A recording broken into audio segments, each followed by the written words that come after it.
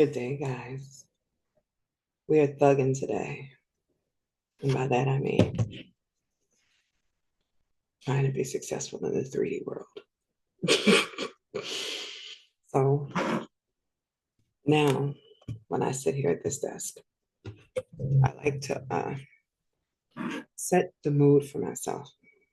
After I did the sessions yesterday, I kept some of the cards like Be Still and the Buddha Prepares, right? Just like to lock in what I'm doing here. And then I went to go set the tone today. I got Clear Vision and Be Yourself, and I set those right here. So every time that I go to do a video, there's usually a tone here. For a couple weeks, like the last couple of weeks, it was confidence. And that's how I was able to shoot through the videos. Then I kept confession up there for a little while. And I was a blabbermouth. uh, Today, feeling like taking things nice and easy. I am actually not using any cards today at all. I'm not doing any card readings. I'm going to do some chart readings. We're going to work this because, as mentioned in one of my previous videos recently, I'm dealing with some evil eye stuff. So, what is the evil eye, right?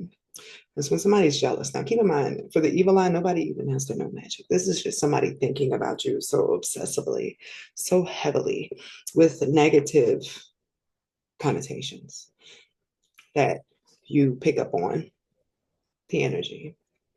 For that reason, I'm not opening my crown today. I pushed through it yesterday, used the little Michael videos to help me clear it out because it's really so lame. But I was like, you know what? I'm going to do one day on and one day off. Like I tapped in with my guides, right? And I'm like, what do I do about this?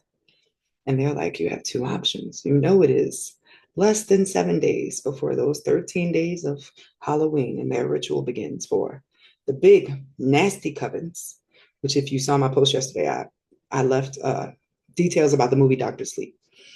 The group in that movie is known as the True Knot. That's the type of covens I'm talking about. If you have not seen that movie, just look up a quick Cliff Note style video on YouTube or Wiki the movie. But they were like, do you want to focus your energy on a gnat? Or are you going to prepare for the swarm? So I was like, she got that. This time I'm not going. It's not worth it to focus on even blocking, sending back, or anything. You can't stop somebody from being jealous of you. All you can do is keep your protections up on a regular, which in this case is one day on, one day off. I can't keep my crown just open perpetually. And I never considered that on a public platform that would be an issue. But there are still things I'm learning as I move along. I went to go, I had a conversation with 211 about a particular guy in my energy now.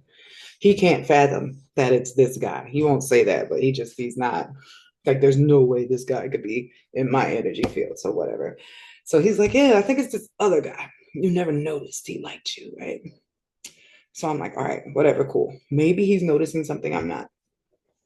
Always understand that everybody's receptors are picking up something different. I went to pull to see how many masculine energies were in my field. Yeah, there were 4. I remember I made a post a few weeks back when I asked to find out if there was anybody gifted enough to notice or to be able to tell me who was in my field because I could feel a guy in my field. I also said something about it clouded up my channels. A guy wrote me in my inbox and was like, hey, sorry, I didn't know you could feel me in your energy field. And that's the energy you sort of came with, like Birdman hands. So I was like, no, no worry, it's cool. Because I didn't even recognize him. Like I have to like know your signature or like besides that, it's just the same as like I don't perceive it unless you have a specific type of synastry that's hitting on my psychic receivers in my chart. I'm not going to notice that you're into me. If anything, I'm just like an avatar for you to be figuring out what you want in life or learning stuff from. It's not going to hit me. So I said, like, thumbs up, dude. It's cool. You're fine. It wasn't you. He called me childish. Like, what? I think he was trying to flirt, but I am finally in that era when I do not want to fight flirt no more. Do not fight flirt with me. That turned me off so quick. That used to be my thing. I realized I was only dating, and of course, I didn't know astrology before. People who had their Mars, which is like they're fighting their power, in my third house, in the sign of Libra. When somebody has their Mars in your third house, they pick fights with you. They it's supposed to be cute, witty banter and stuff. And I guess I don't know, the universe thought I wanted to be like, but no. It's mental fights. This is somebody who gaslights you sometimes. And like, I don't prefer the combination, but I have it in Libra. Like, I don't want any Mars energy in my Libra. I don't need the fight in my relationship. But if you are somebody who has like Taurus in third and somebody has their Mars there, this person would like drive you to take care of yourself. They would be pushing your Venus energy, like, hey, did you get your nails done like you wanted to, honey? Like just simple stuff like that. Somebody helping you stay on your stuff. It varies. So there were four people in my energy, four guys. So I just did a little whoosh. Because one person I didn't even know who that was in my energy. It was like, oh, it could have been a fan or a lurker or a watcher. The other ones I sort of figured out. And 211 was right. The guy that he was picking up on was in there. So like, and it's 11:11 on the clock. So never disregard anybody else's intuition because it doesn't line up with yours unless it's something to make you disregard your intuition. Don't count yours out, but they are helping you with a piece of the puzzle. So this is going to be a girl talk video, by the way. I am about to tell you guys a mildly lengthy story, but the intention is to teach you how to understand your profection chart, which tells you what's activated for that year for your life, and your solar return, which tells you the script for that year. So I feel like me telling y'all that up front will help you understand why I'm telling you this long, mildly personal story. Anything I tell you guys about myself, because I am generally a private person. My son is in 12th, y'all. It's a lot for me to get on this camera, period. I would be here pretending like I'm in a cabin for my whole life. I saw the movie, what is it, Where the Crawdads? Hold on, let me get it right. Because, oh my goodness, this movie took me out. Now that I'm able to feel my feelings after many years of having like a numb heart, I didn't even know that's what it was. I'd be boo-hooing on everything. Where the Crawdads sing. Oh my goodness, right? So I watched that. Toa, but the whole time she just has like a little cabin to herself. And I'm like, I could do that. That would be great. So the reason that this crystal clear and be yourself are up here is just so I lock in to teach a lesson like I need to. Like, it needs to be personable sometimes. You need to understand how these numbers and signs and all that stuff play out in the 3D and connect to your past lives. Like, if I can't pull it all together for you guys, I'm just like regurgitating information from somewhere else. I feel like Gemini is you learning about something, but Sagittarius is you putting it to work. Like, how did it work in your life? What was the experiment? And then from your own experiment, you can teach your wisdom. Besides that, you're just sharing what's already been shared. I'd like to expand upon that. So, like 2 nights ago, right? Let me get comfortable. 2 nights ago, I had I'm not even gonna call it a dream. It started off as a dream, but then it turned into like a vision, like I was being led through understanding something. So I come to, this is in the dream world. This is when you notice a dream sequence has started. And of course, you can't see yourself, but I look around and there is a line of people next to me, like a procession. or when people are about to go on a stage for a show. And at the front of this line is a dude in like a mass singer outfit, but it's big, like it's red, black, and white, right? And so I'm like confused because I just woke up in this dream, so to speak, right?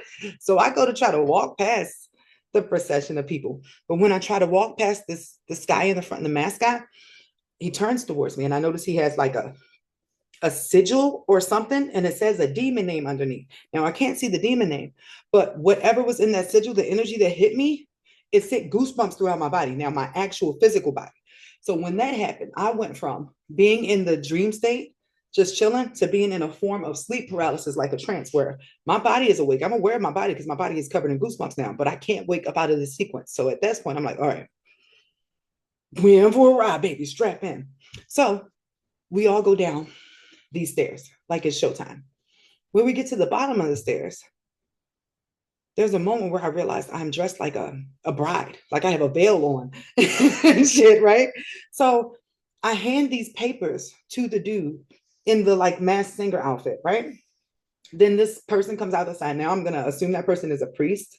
Like at the time, dream details are weird. But this person comes out the side and he says to me, because of what you've given him, now he may never have love, but he will live and he will have lots of money, right? So at this moment, 211 comes up on this side of me and he grabs me by my hand and he starts pulling me away from the line that's about to go down.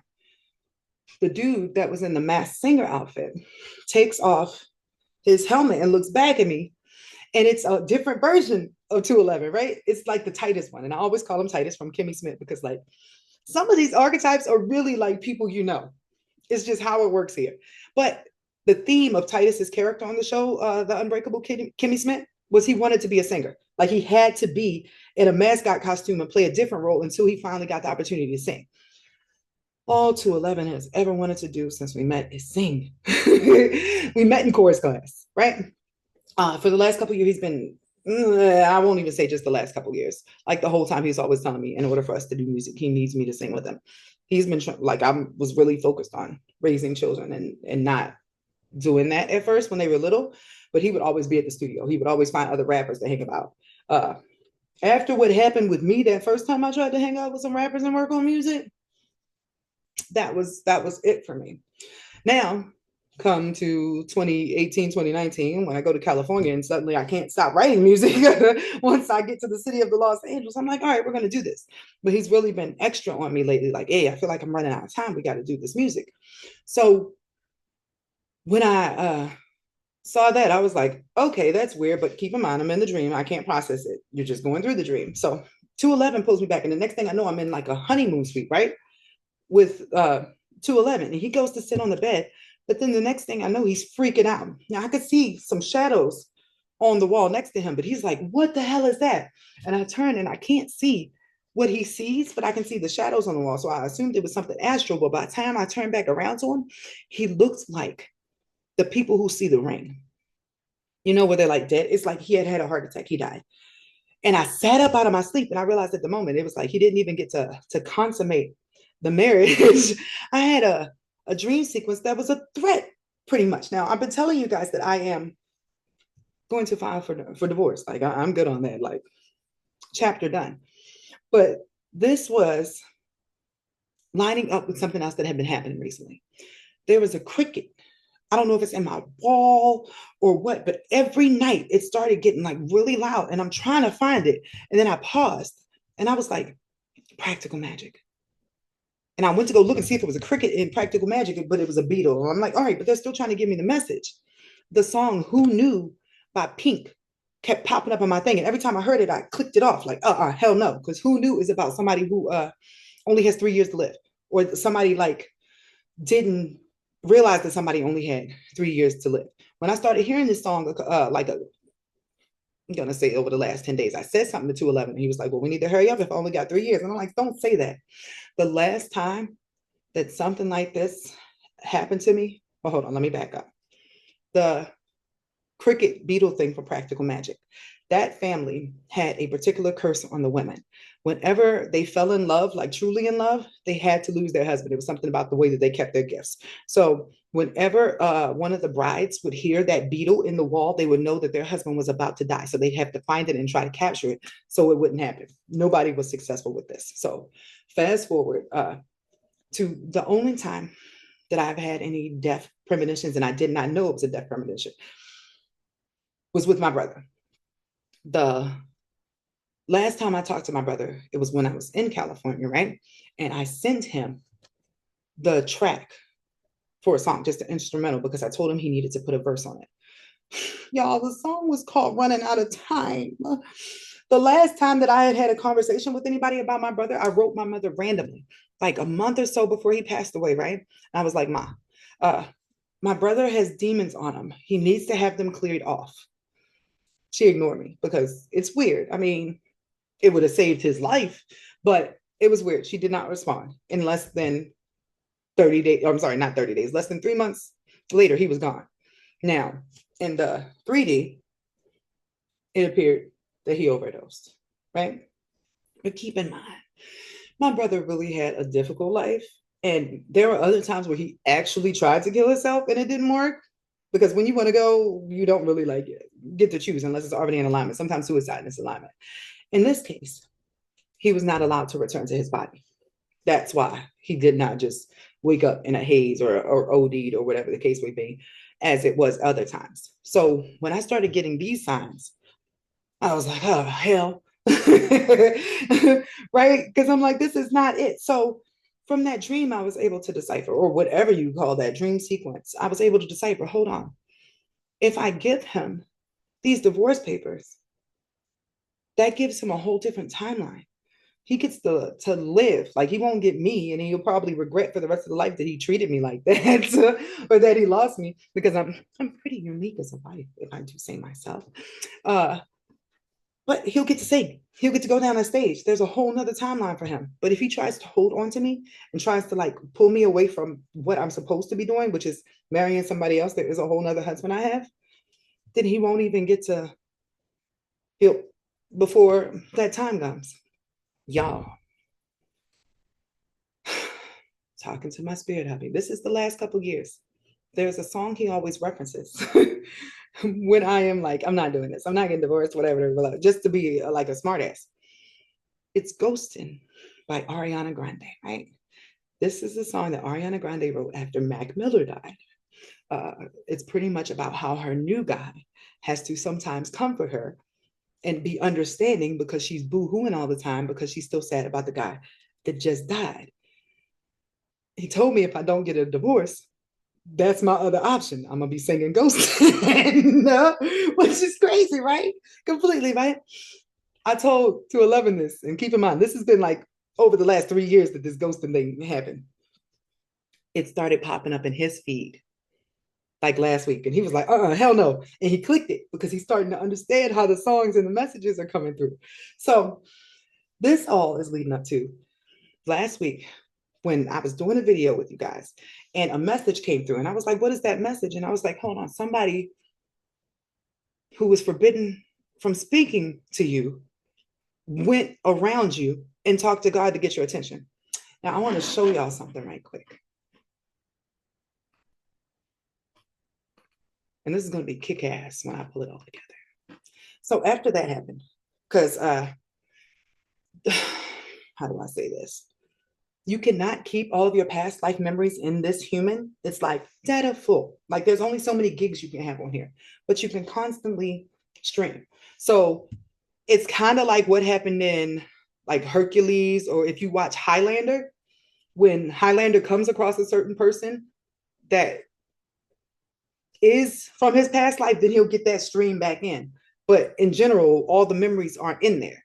So after I finished recording and I got off the thing with you guys, I was like, forbidden. Let me show y'all the first couple minutes of this, and then I'm going to pull it all together. And of course, YouTube is going to throw an ad in. So let me pause it. I was slicker. I need somebody to talk to on this number. So here, listen to the story, just the beginning. Michelle patiently watched a spider at work. She could make use of its skills, she thought. Through careful observation and imitation, she soon became a skilled weaver. The sun god, Kenichi Hao, was impressed with her work and admired her from afar. But the goddess's grandfather was very possessive and would not let the sun god anywhere near his beloved granddaughter. To get past the grandfather, the sun god disguised himself as a hummingbird. As he took a drink of tobacco flower honey, the moon goddess spotted him and asked her grandfather to capture the bird for her. The grandfather shot the disguised sun god with a blow dart, stunning him. Ishel nursed the wounded bird back to health, and soon he was able to spread his wings and fly again. He transformed back into the sun god and invited the moon goddess to escape with him. I'm going to stop right there because there's another story in Greek mythology that mirrors this story because it's the same dude. So when I saw that, I was like, that goddamn Jupiter every time. So if you look up the story of Hera and Zeus, he turned himself into a bird until he was nursed back to health, and then he revealed himself, right? So my name's Aisha, right? The fourth house is the house of the moon, right? Your south node is where you came from. I was just reminded of an important past life story that had been sort of missing. Now, Helio is the sun god, right? I added that to my chart after I saw that. Look, it's at the 28th degree in my chart. Keep in mind that anything that is at the same degree funnels into the same thing. This 28th degree is the same degree as my Venus. That's my beloved, right? I guess that's the best way to put that, my beloved. When you come to these asteroids and you look under, you'll notice that there are two asteroids for Zeus. That's because he is a double-bodied entity, or Jupiter, or whatever you want to call him, because he has many names, because he's sort of a trickster, as you just saw through the life where he was the sun god. Let me, hold on, I had to lean in to see. There we go, right? Next to my Venus up here is Zeus. So it's wired either way, the sun god or Zeus's energy is that connected to that which is meant to be my spouse, right? So I'm going to take y'all over here to profections. And let me just show y'all this way because I wanted y'all to see the process of finding it. So profection, your chart is what you would look up. And there's a calculator at the top right here. Your profections are a breakdown of your natal chart in a way that you can see what age lines up with what house, and whatever planets are in that house become activated when that profection year comes by. This is my profection chart for right now. What is activated? The fourth house. This is a fourth house year. That means that the themes of my past life, my Saturn, which is my contract, which I believe is a marriage contract. That's what I've been getting for the last couple of years, right? What else do I have in my fourth house? My Vesta, which is like what you've been sacrificing for, and Pluto, which is my power, my gifts. Now, those have been kicking up. Connected to my contract is Michael. Michael is another name for the sun god, right? So this is my natal chart. In my natal chart, you'll see that contract, no separation in the degrees. Let me zoom in because I need somebody to be a witness. No separation in the degrees for Michael at all. Bound. If you look at my moon, it's at the 15th degree, right? In the seventh house. The seventh house is the house of your spouse's marriage. In this case, this is past life spouse. When you are a Leo rising, there's a little funny thing that happens to you that puts Libra in your third house. Libra controls your seventh house of marriage and partnership. But your third house is the house of siblings. Very Game of Thrones, because if you are royalty, you're typically married to a sibling. That's how they keep the bloodline strong, right? Even in this life, what they do is they give you like imposter siblings with you, and then you'll run into the other one somewhere out there in the family. That's where this twin flame thing comes from. If you have any planets at the 3rd, the 15th, or the 27th degree, you have a twin. The 15th is a twin. So we have my moon in 7th, backing me up on all this. Then you have my bride, which is my bride energy, at the 15th degree, right? And then you have Lucifer over here at the 15th degree. Just tying that all together, that I am attached to the sun god. And in some way, like the moon god, I guess you would call him, is the morning and evening star. During the day, he's Dr. Jekyll. At night, he's Mr. Hyde. It's the same thing as Gaston and Beast, right? So, perfection year is fourth house, right? Your solar return.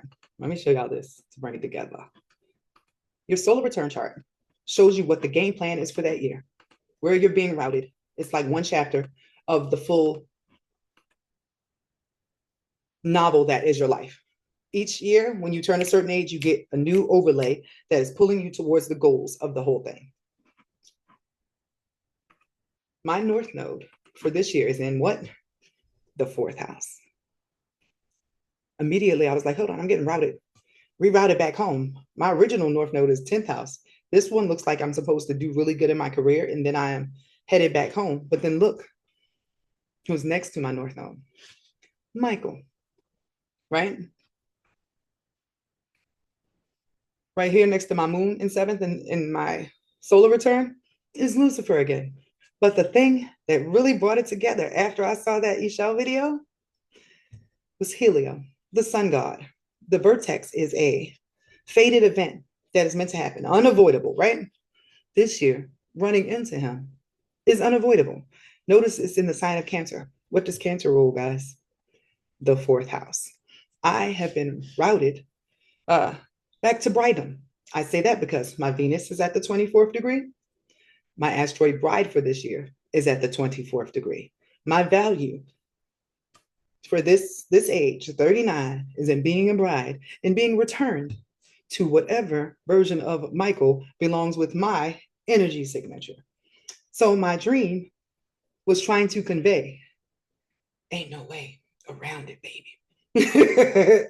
That's how deep and intricate and pulled together all of this stuff is. Nothing is separate, guys.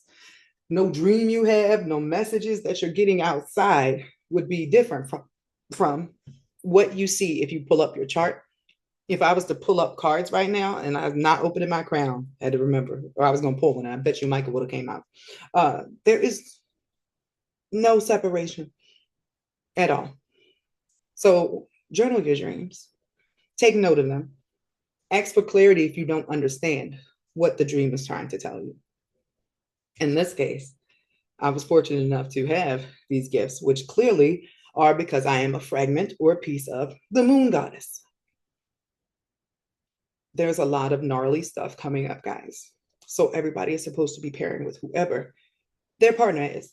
If you have a Horus signature, I believe you hook up with Hathor. If you have an Isis signature, you hook up with a dude that's I'm gonna get his name. Osiris.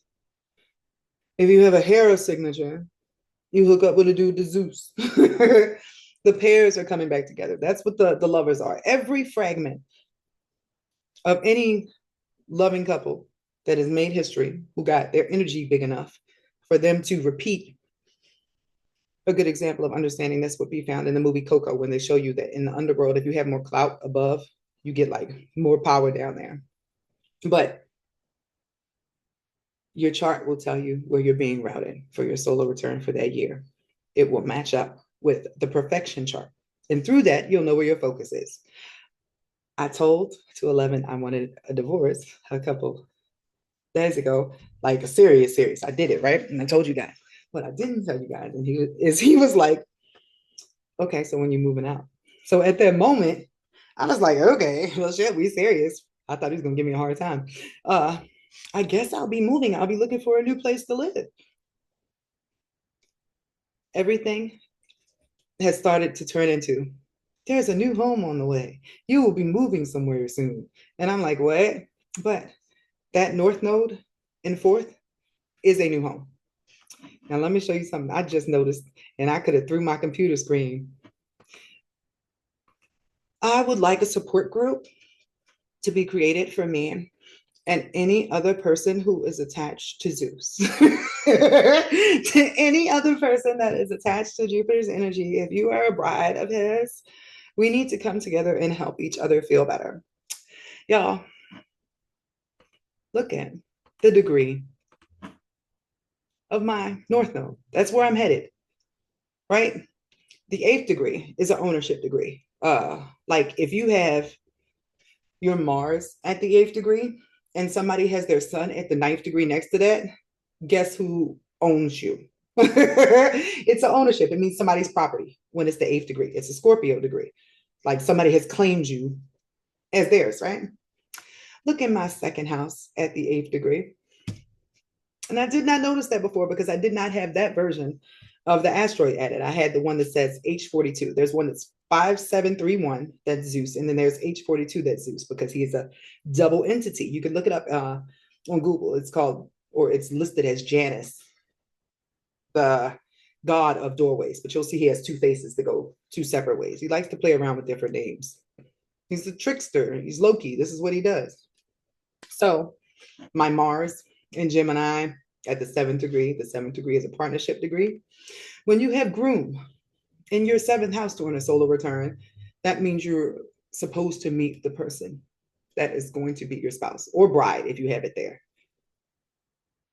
With me having bride in the 10th house, this means a part of what happens during this time will be me being known for becoming a bride or getting married. I was real cute in my bridal outfit in my dream. Like, I don't know what the headpiece I had on was, but that's what let me know I was a bride. It wasn't like nothing on my hands or anything, but I noticed I had something on my head, and that's what made me look down. Even just now in this moment, I noticed that this 26th degree is linked to the Helios and the vertex, the event. So, y'all, I'm putting this on record. God is amazing. This universe is amazing. Some things are wild, and this is one of those wild things. I needed this on record because, like, what? And hopefully, it will help you guys better understand your design, your dreams, and the synchronicities that are coming to you. Not everybody can read charts or any of this stuff or decipher, but you can notice if your phone keeps sending you messages about wedding rings or engagements, or if you see several tarot readers like, hey, you're getting married this year. Those sort of things, they matter. You won't miss a sign. You have to purposely pretend like you don't see it. So I think that was all I had to go over today. I talked to you guys about the evil eye. Oh, evil covens. I wanted to add in here. I keep having a group of witches. I don't know where they are. I don't know if they're the big coven that can pick up on everything or something smaller or somebody watching this channel or something. Not sure. Not going to dive into it, right? Every time I try to do it, my head starts to hurt. And I'm like, well played. Y'all have your protections up. Give me something to work with. I love a good challenge, right? But they keep, number one, trying to get me to reveal my identity. And then two, they keep telling me they would like me to join them because they want my gift of discernment. I can see how they lack the gift of discernment because discernment itself is recognizing patterns and warnings and all that stuff. And without the gift of discernment, you would have thought that it was smart to tell me that you need me to join your covenant with the gift of discernment. That gift is what keeps me from joining you guys. Like, come on, baby. Y'all have got to do better than this. So you can get waves and messages for everything. What's been clouding my thing? The marriage thing. But also, somebody is jealous of you. Somebody is envious. Somebody is throwing the evil eye your way.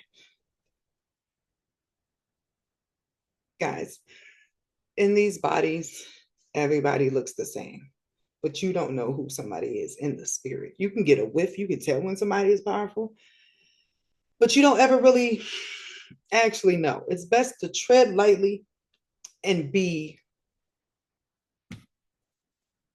still, be easy. Because somebody who looks like this could very well be Lucifer's wife.